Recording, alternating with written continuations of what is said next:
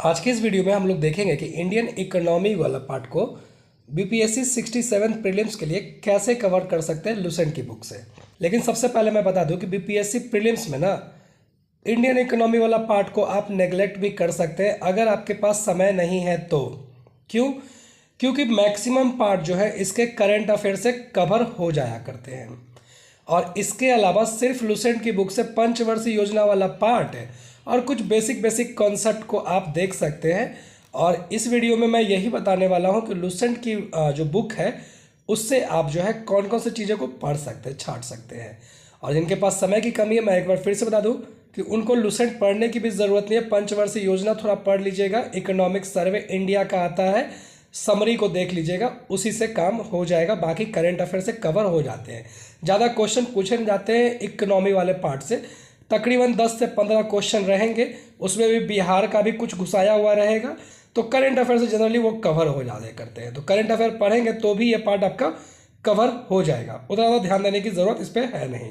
लेकिन मेरा काम है बता देना, तो मैं बताऊंगा कि लुसेंट की बुक से आप जो है इंडियन इकोनॉमी पार्ट को कैसे कवर कर सकते हैं, क्या क्या चीज़ें इंपॉर्टेंट है।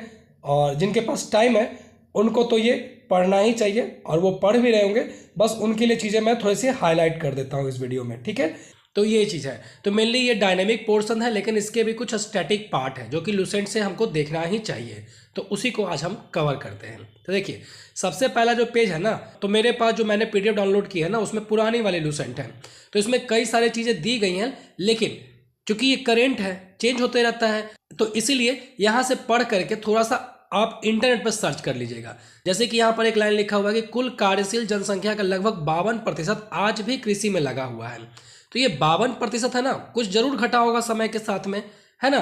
कई लोग जो है खेती बाड़ी छोड़ करके नौकरी करने लगे हैं, कई लोग जो है बैंकिंग में काम करने लगे, कई लोग जो है ट्रांसपोर्ट में काम करने लगे, तो वो सारे टर्सरी सेक्टर में आ जाते हैं, तो ये परसेंटेज जो है घटा हुआ होगा, है ना। उसके अलावा जो है आपको कृषि क्षेत्र का योगदान जीडीपी में कितना है वो आपको देख लेना चाहिए, ठीक है, क्योंकि ये और भी घटा हुआ होगा। तो ये सारी चीज़ें आपको इंटरनेट पर थोड़ी सी सर्च करनी पड़ेगी, इतना मेहनत आपको करना पड़ेगा। इसके अलावा देखिए कि भारत में जो है ग्रामीण और कृषि पर आधारित अर्थव्यवस्था है। इसके अलावा देखिए भारतीय अर्थव्यवस्था ग्रामीण और कृषि पर आधारित अर्थव्यवस्था है, ठीक है, ये पता है आपको, नहीं पता है तो पढ़ लीजिएगा यहाँ से। इसके अलावा भारत में कितनी रूरल पॉपुलेशन है, मतलब ग्रामीण जनसंख्या कितनी है, शहरी जनसंख्या कितनी है, ये सारी चीज़ें आपको जो है इकोनॉमिक सर्वे के समरी से आपको मिल जाएगा। उसके अलावा यहाँ पर देखिए मिश्रित अर्थव्यवस्था लिखा हुआ, तो मिश्रित अर्थव्यवस्था का मतलब क्या होता है कि मिश्रित अर्थव्यवस्था का मतलब क्या होता है, जैसे आप बीपीएससी के लिए तैयारी कर रहे हैं, बहुत सारे लोग प्राइवेट सेक्टर में काम कर रहे होंगे, तो हमारे देश में प्राइवेट सेक्टर भी और पब्लिक सेक्टर भी है, मतलब सरकारी क्षेत्र भी है और प्राइवेट क्षेत्र भी है ना। तो ये हो गया मिश्रित अर्थव्यवस्था। तो ये पहला पेज में थोड़ा थोड़ा पढ़ लेना है और जो डाटा है ना वो आपको इंटरनेट पर सर्च करके अपडेट कर लेनी चाहिए। जैसे कि यहाँ पर दिया हुआ होगा आपके किताब में 2010 के अनुसार वर्ष 2007 में भारत में प्रति व्यक्ति आय कितनी थी, तो ये आपको इकोनॉमिक सर्वे से करेंट डाटा या इंटरनेट से करेंट डाटा आपको मिल जाएगा, वो अपडेट कर दीजिएगा, यहीं पर किताब के बगल में लिख दीजिएगा और उसको बार बार रिवाइज कीजिएगा, ठीक है। फिर आपको वर्ल्ड बैंक के अनुसार जो है भारत किस कैटेगरी में आता है, जैसे यहाँ पर लिखा हुआ है कि भारत जो है निम्न आय अर्थव्यवस्था में आता है, लेकिन ये बहुत पुराना डाटा है, तो ये काम की चीज़ें नहीं है।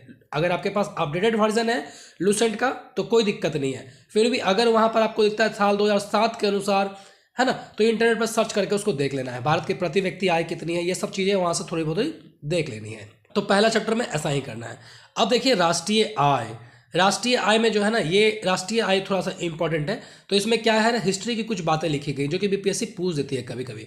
जैसे कि आय की गणना का प्रथम प्रयास जो है दादा भाई नौरोजी ने 1867 और 1868 में किया था। उनके आंकलन के अनुसार 1868 में प्रति व्यक्ति आय मात्र 20 रुपये थी।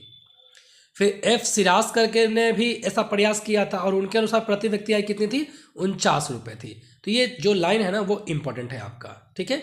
आज़ादी के पश्चात जो प्रथम इस तरह से प्रयास किया गया था वो वाणिज्य मंत्रालय के द्वारा किया गया था, ठीक है, ये आपको पता होना चाहिए। तो उसके अलावा देखिए उत्पाद पद्धति, आय पद्धति, ये सब पढ़ने की ज़रूरत नहीं है। एनसीईआरटी जो आप 9 से लेकर 12 तक का पढ़ेंगे उसमें आपको मोटा मोटा आइडिया हो जाएगा, नहीं भी पढ़ेंगे तो चलेगा। राष्ट्रीय आय, राष्ट्रीय आय आपका जो वित्तीय वर्ष कब से कब तक होता है, 1 अप्रैल से लेकर 31 मार्च तक होता है, ये आपको पता होना चाहिए, ठीक है। और थोड़ा सा पढ़ लीजिएगा, तात्पर्य अर्थव्यवस्था द्वारा पूरे वर्ष के दौरान उत्पादित अंतिम वस्तुओं और सेवाओं के शुद्ध मूल्य के योग में होता है। इसमें विदेशों से अर्जित शुद्ध आय भी शामिल होती है। जैसे कि हमारे मान लीजिए कोई बॉलीवुड स्टार है, इंडिया का सिटीजनशिप नहीं है उनके पास में, लेकिन इंडिया में काम करते हैं, तो उनका जो इनकम होगा ना वो हमारे जीडीपी में काउंट होगा। तो ये आपको पता होना चाहिए। इस तरह के कॉन्सेप्ट आपको क्लियर होना चाहिए। और जो first year, second year, third year के स्टूडेंट हैं ग्रेजुएशन के, उनके पास भरपूर टाइम है, तो क्या करना है उनको कि मुरनाल सर की वीडियो आती है, मुरनाल MRUNAL.org, यूट्यूब पे सर्च कीजिएगा मुरनाल इकोनॉमिक्स। वो आपकी पूरी की पूरी वीडियो है, बहुत वीडियो है, तो उतना देखना पॉसिबल नहीं है, लेकिन अगर आपके पास समय है तो उसको देख करके आप कॉन्सेप्ट को क्लियर कर सकते हैं। ठीक है, फिर उसके बाद GNP, ग्रॉस नेशनल प्रोडक्ट। ठीक है, तो इसका मतलब क्या होता है वो देख लीजिएगा, ये फॉर्मूला इंपॉर्टेंट है। इसका क्या मतलब होता है, एक्स का क्या मतलब होता है, एम का क्या मतलब होता है, जीडीपी का क्या मतलब होता है, GNP का क्या मतलब होता है, ये सारी चीज़ें आपको पता होनी चाहिए।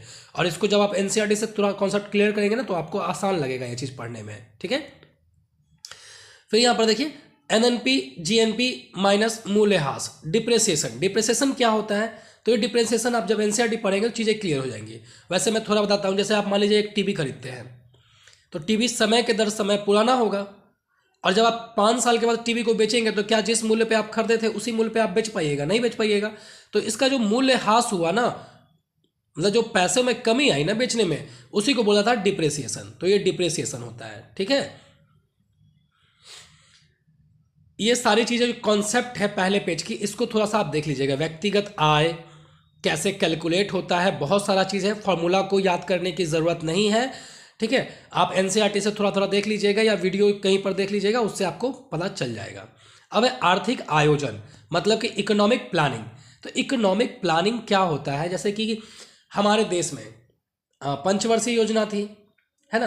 तो पंचवर्षीय योजना क्या थी, प्लानिंग थी। अगले 5 साल में हम लोग ये करेंगे, ये प्लानिंग थी। तो इसी के बारे में थोड़ा सा इतिहास दिया हुआ है कि 1934 में जो है ना, सबसे पहले विश्वेश्वरैया की पुस्तक प्लान्ड इकोनॉमी फॉर इकोनॉमी आई थी, प्लान्ड इकोनॉमी फॉर इंडिया आई थी। तो ये बुक का नाम और लेखक का नाम याद होना चाहिए।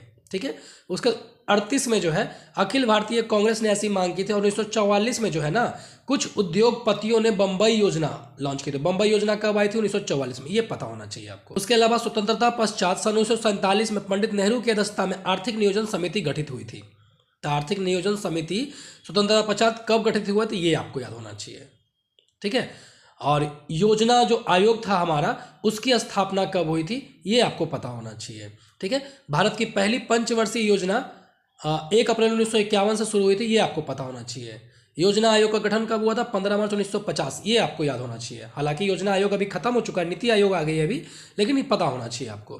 ठीक है, अब देखिए यहाँ पर जो है ना पंचवर्षीय योजना जितनी भी अभी तक हमारे देश में आई हैं, उन सभी का जो है ना यहाँ पर डाटा दिया गया है कि कब से कब तक थे, कब से कब तक थे, और कितना उनका वृद्धि दर था अनुमानित, और कितना उन्होंने अचीव किया। तो ये पूरा का पूरा डाटा याद तो कर पाना संभव नहीं है, लेकिन कुछ कुछ प्लान है उसके आपको याद होने चाहिए। जैसे कि पहला का याद होना चाहिए, जैसा कि 11वां चूंकि लास्ट था ये पता होना चाहिए आपको, तीसरा का होना चाहिए, ठीक है, और 5वां का होना चाहिए, छठा का होना चाहिए। तो ये आप देख लीजिएगा मोटा मोटी टेबल ना, लेकिन पूरा याद करने की ज़रूरत नहीं है। कुछ कुछ प्लान है उसको आप जब डिटेल में पढ़ेंगे, नीचे में जहाँ पर दिया हुआ है प्रथम पंचवर्षीय योजना, सेकंड पंचवर्षीय योजना, तो यहाँ से आपको चीज़ें समझ में आने लगेंगी। और वहीं पर लिखा हुआ है लूसेंट ने कि ये योजना जो है सबसे ज़्यादा सक्सेसफुल थी या विफल थी, किस कारण से विफल थी, है ना। इस योजना में जो है क्या लक्ष्य रखा गया था। जैसे सबसे इंपॉर्टेंट है प्रथम पंचवर्षीय योजना, किस मॉडल पर आधारित था, कितना लक्ष्य रखा गया था, किसको प्राथमिकता दी गई थी, कृषि को। सेकंड वाले में कृषि को छोड़ करके उद्योग पर प्राथमिकता दी गई थी, है ना, उद्योग एवं खनिजों को उच्च प्राथमिकता दी गई थी। उद्देश्य क्या था, समाजवादी समाज की स्थापना करना। किस मॉडल पर आधारित था, पीसी महानवोलिस मॉडल। ठीक है, तो यहां पर ये सब चीजें दी गई हैं। तो प्रथम, सेकंड, थर्ड भी आपको देखना है, चतुर्थ देखने की जरूरत नहीं है। योजना अवकाश जरूर देखिएगा, खास करके इसका टाइम पीरियड कब से कब तक था, आपका योजना अवकाश क्या था और कब से कब तक था। 5वीं पंचवर्षीय योजना को देख लीजिएगा क्योंकि इसका मुख्य उद्देश्य क्या था, गरीबी उन्मूलन और आत्मनिर्भरता, समझ गए। फिर 20 सूत्री कार्यक्रम शुरू किया गया था। तो पंचवर्षीय योजना को यहां से अच्छे से पढ़ना है। सभी पंचवर्षीय योजना को याद करने की जरूरत नहीं है, लेकिन मोटा मोटी आपको पढ़ा हुआ होना चाहिए। ठीक है। फिर देखिए 8वीं पंचवर्षीय योजना में क्या किया गया था, सर्वोच्च प्राथमिकता दिया गया था मानव संसाधन का विकास पे, तो ये आपको पता होना चाहिए। इसी काल में प्रधानमंत्री रोजगार योजना शुरू की गई थी, ये पता होना चाहिए आपको, ठीक है। 9वीं पंचवर्षीय योजना, ये आपको पता होना चाहिए, थोड़ा थोड़ा इंपॉर्टेंट है लेकिन उतना ज़्यादा भी इंपॉर्टेंट नहीं है। लेकिन यहाँ पर क्या था कि 9वीं योजना की असफलता के पीछे अंतर्राष्ट्रीय मंदी जैसे कारक को जिम्मेदार माना गया, तो ये चीज़ें इंपॉर्टेंट हो जाती हैं, ठीक है। सर्वोच्च प्राथमिकता किस पे थी, न्यायपूर्ण वितरण एवं समानता के साथ विकास को, तो ये सब उद्देश्य देख लीजिएगा, वृद्धि दर देख लीजिएगा, ये सब चीज़ें आपको पंचवर्षीय योजना से देखनी है। 11वीं पंचवर्षीय योजना, यहाँ से भी क्वेश्चन कई बार पूछे गए हैं, तो इसको भी थोड़ा देख लेना है, ठीक है।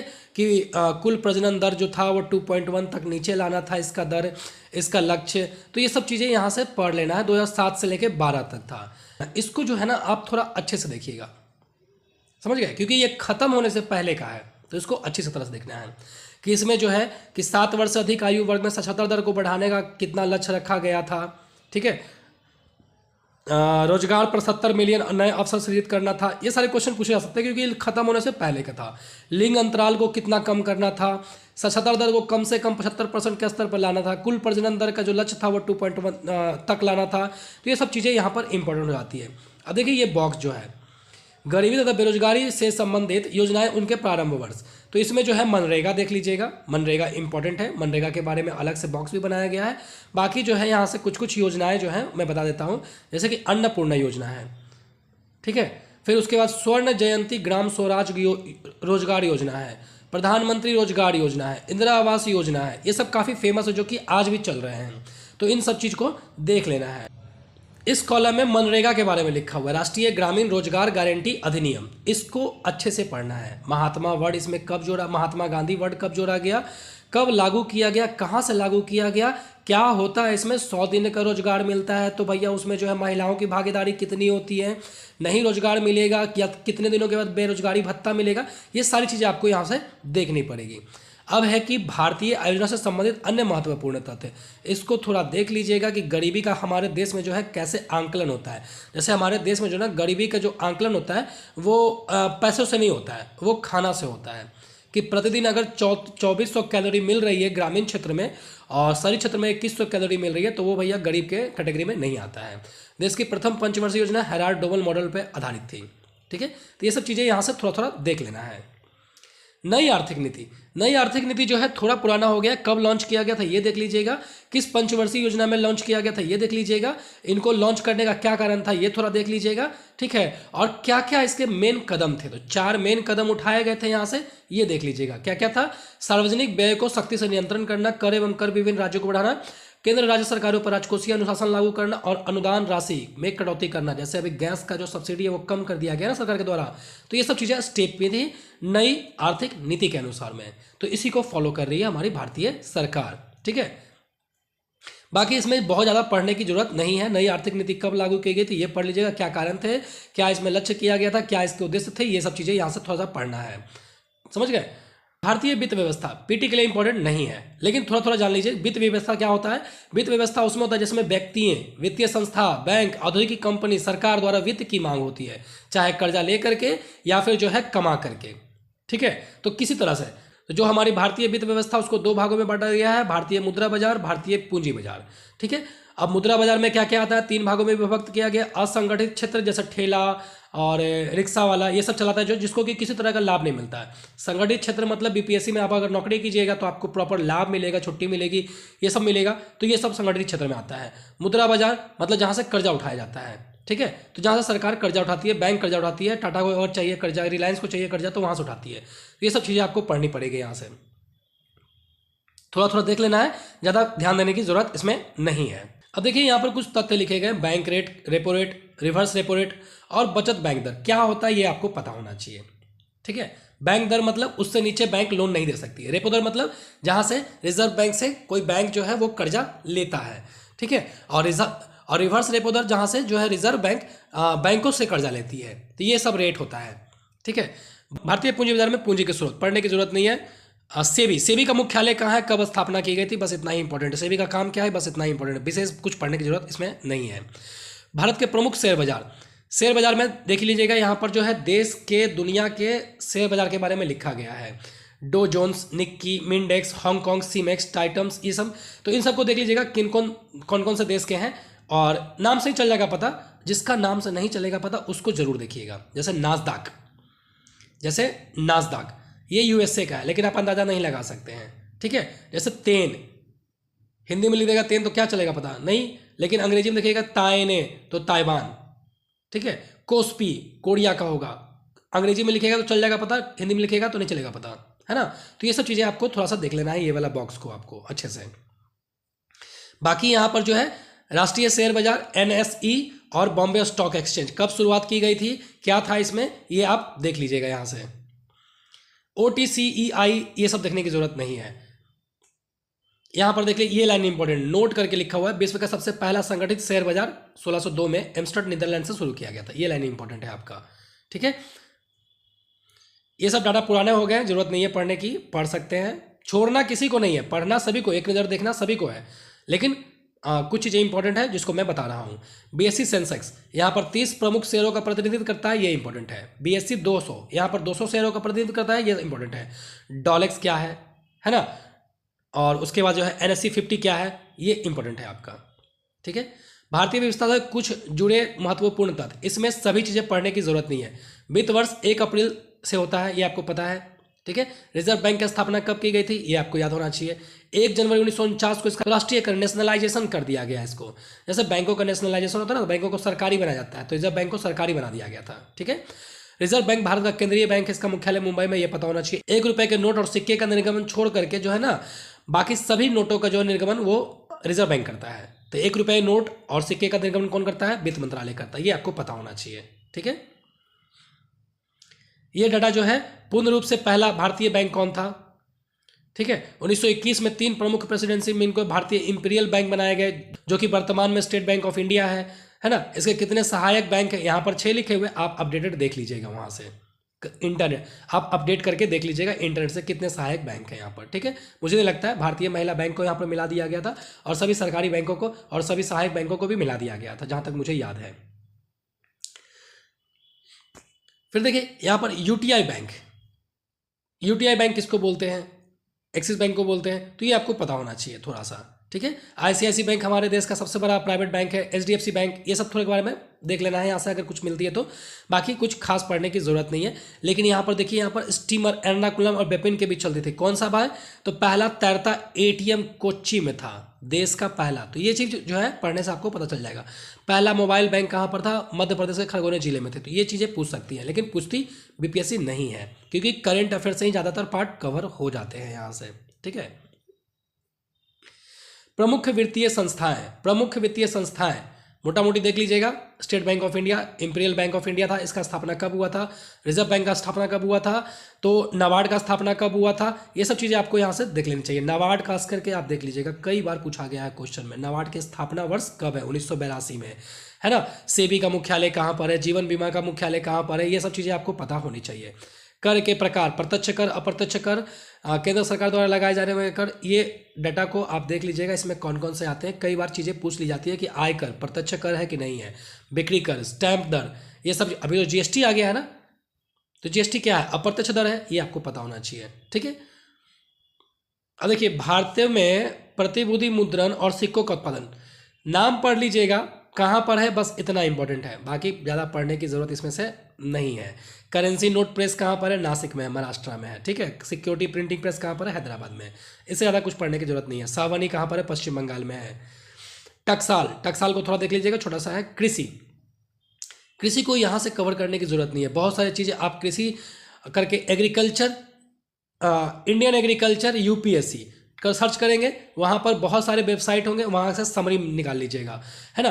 कितने प्रतिशत जो आबादी है वो हमारे कृषि पर डिपेंडेंट है, GDP में कितना योगदान है कृषि का, कृषि की ऐसी हालत क्यों है, कृषि में क्या किया जा रहा है, कृषि के स्कीम क्या है, ये सारी चीज़ें आपको इंटरनेट पे मिल जाएंगी, उसी से पढ़ लीजिएगा। ये यहाँ से पढ़ने की ज़रूरत नहीं है, क्योंकि यहाँ पर जो है चीज़ें पुरानी दी गई हैं, अपडेटेड नहीं रहती हैं। अगर आपके पास अपडेटेड वर्जन है तो भी आप इंटरनेट पर सर्च जरूर कर लीजिएगा, किताब पे भरोसा इसमें नहीं करना है, ठीक ना, क्योंकि वो लोग कॉपी पेस्ट किया करते हैं।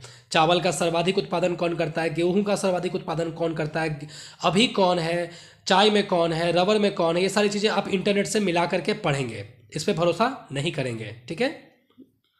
उद्योग में जो है मोटा मोटी यहाँ पर देख लीजिएगा, ज़्यादा कुछ विशेष यहाँ पर है नहीं, ठीक है। और ये सारी कंपनी के जो लिस्ट दिए गए हैं इसको भी ज़्यादा ध्यान में रखने की ज़रूरत नहीं है। नवरत्ना का दर्जा वाला जो है ना, ये थोड़ा देख लीजिएगा, महारत्ना देख लीजिएगा, बाकी ज़्यादा कुछ पढ़ने की ज़रूरत नहीं है। व्यापार से भी ज़्यादा इंपॉर्टेंट नहीं है। व्यापार में WTO का मुख्यालय कहाँ पर आता है, ये थोड़ा देख लीजिएगा, ठीक है। WTO का स्थापना कब हुआ था, ये थोड़ा देख लीजिएगा। गैट था पहले इसका नाम, तो ये सब देख लीजिएगा, ज़्यादा कुछ पढ़ने इसमें है नहीं। व्यापारिक संगठन, ये थोड़ा देख लीजिएगा, ये थोड़ा देख लीजिएगा। IMF स्थापना वर्ष, मुख्यालय, IMF का कार्य क्या होता है, IBRD किसका ब्रांच है, गैट क्या है ना, गैट क्या था, अभी तो गैट नहीं है, अभी WTO आ गया है, तो गैट के स्थान पर WTO आ गया। WTO का मुख्यालय कहाँ पर था, WTO का स्थापना कहाँ पर हुआ, कितने सदस्य हैं, ये आप इंटरनेट से देख लीजिएगा इसको। अब है महत्वपूर्ण आर्थिक शब्दावली। सभी शब्दावली को समझना जरूरी है, लेकिन यहाँ पर जो चीज़ें दी गई हैं हो सकता है कि बहुत लोगों को समझ में ना आए, लेकिन इसको जो है आप इंटरनेट से सर्च कर सकते हैं, यूट्यूब वीडियो की मदद से समझ सकते हैं। मैंने बताया है, मुरनाल की वीडियो को आप देख सकते हैं, मुरनाल सर की वीडियो को देख सकते हैं। इसके अलावा बहुत सारे वीडियो मिल जाएंगे जो कि आपको GDP, नेशनल इनकम, ये सारी चीज़ें समझा देते हैं। NCERT पढ़ने वाले को आसानी से समझ में आ जाएगा, या फिर जो UPSC की तैयारी कर रहे हैं उनको तो मुझे बताने की जरूरत नहीं है, वो मेरे भी गुरु हैं, ठीक है। अब इसके बाद ये बॉक्स इंपॉर्टेंट है। स्वामीनाथन समिति, जानकी मरण समिति, Dantwala committee, Sarkaria committee, Goswami committee, महान वोलिस कमेटी, रंगराजन कमेटी, ये सारे कमेटी इंपॉर्टेंट है, कई बार पूछी जाती हैं, है ना। तो ये कमेटी को आप अच्छे से देखेंगे।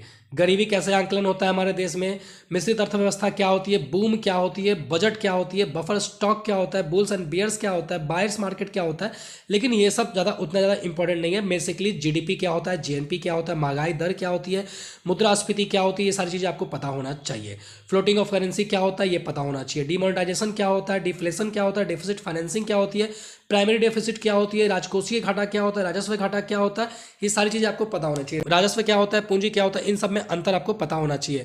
मुद्रा भंडार में क्या क्या चीज़ें आती है, ये आपको पता होना चाहिए, ठीक है। तो ये सारी चीज़ें आपको पता होनी चाहिए। यहाँ से आपको अगर नहीं मिलता है तो इंटरनेट पर सर्च कर लीजिएगा, या NCERT में आपको 12th क्लास की जो NCERT है ना, उसको आप अच्छे से पढ़ लेंगे, उसी से आपको अच्छा एनफ, उसी से आपको जो है कंप्लीट हो जाएगा। बाकी तो वीडियो है ही, वीडियो सर्च कर लीजिएगा, करंट अफेयर्स कर लीजिएगा, हो जाएगा, ठीक है। इतना सारा फालतू का चीज़ नहीं पढ़ना है। फ्लोटिंग स्टॉक क्या होता है, शेयर सर्टिफिकेट क्या होता है, बेयर डिवेंचर क्या होता है, ये सब फालतू का चीज़ें पढ़ने की जरूरत नहीं है, उतना दिमाग लगाने की जरूरत नहीं है, समझ में भी नहीं आएगा और चीज़ें बोरिंग भी लगने लगेंगी आपको। विविध तथ्य से आपको जो है थोड़ा थोड़ा चीज़ें देखनी चाहिए। जो डाटा आपको पुराना लगता है उसको जो है आपको इंटरनेट से अपडेट कर लेना है। जैसे विश्व बैंक के ताजा आंकड़ों के अनुसार वर्ष 2008 में GDP की दृष्टि से भारतीय अर्थव्यवस्था विश्व की 12वीं अर्थव्यवस्था हो गई है, जबकि अभी जो है वो 5वें नंबर पे पहुंच गई है ना। तो देख लेना है कि पहला नंबर पे कौन है, दूसरा नंबर पे कौन है, तीसरा नंबर पे कौन है, चौथा नंबर पे कौन है, क्योंकि भारत से आगे कौन है, ये सब चीज़ें आपको देख लेनी चाहिए। चाय के उत्पादन में भारत का विश्व में प्रथम स्थान है, अभी देख लीजिएगा कितना स्थान है। रबर, पटसन, गेहूँ, चावल, मक्की है, मक्का, गेहूँ, दलहन, तिलहन, सब में क्या है स्थान भारत का, ये थोड़ा इंटरनेट से सर्च करके उसको देख लीजिएगा, है ना। बाकी यहाँ से थोड़ा थोड़ा देख लीजिएगा, श्वेत क्रांति क्या होती है, ब्लू क्रांति क्या होती है, नीली क्रांति क्या होती है, काले क्रांति क्या होती है, पीली क्रांति क्या होती है, ये सारी चीज़ें आपको यहाँ से मिल जाएंगी। और किन किन से संबंधित है ये थोड़ा सा देख लीजिएगा यहाँ पर, ठीक है। और इतने से ही आपका जो है लुसेंट वाला पार्ट कवर हो जाएगा, तो ज़्यादा करने की ज़रूरत नहीं है। लुसेंट को पूरा का पूरा नहीं भी करते हैं तो चलेगा। आपको क्या करना है, आपको 12th क्लास की, आपको क्या करना है, मैं बोल रहा हूँ फिर से एक बार, 12th क्लास की NCERT को एक बार देख लीजिएगा। यूट्यूब पे बेसिकली जो कॉन्सेप्ट हैं, GDP, GNP, नेशनल इनकम, ये सब देख लीजिएगा। राजस्व घाटा क्या होता है, पूंजीगत घाटा क्या होता है, ये सब चीज़ें आपको NCERT में मिल जाएंगी, यूट्यूब वीडियो पे मिल जाएंगी। थोड़ा वहाँ से कवर कर लेना है, इकोनॉमिक सर्वे को पढ़ लेना है, करेंट अफेयर्स को पढ़ लेना है, इकोनॉमिक्स वहीं से कवर हो जाएगा। तो मैंने आपको बताया कि लुसेंट की बुक से इकोनॉमिक्स को आप कैसे कवर कर सकते हैं मोटा मोटी। तो यही चीज़ें इंपॉर्टेंट थी, बाकी आप खुद से पढ़ेंगे, डिफिकल्टी होगी कमेंट में लिख के देंगे, जितना पॉसिबल हो चुका है, जितना पॉसिबल हो सकेगा मैं उसको रिप्लाई करने की कोशिश करूंगा। धन्यवाद दोस्तों।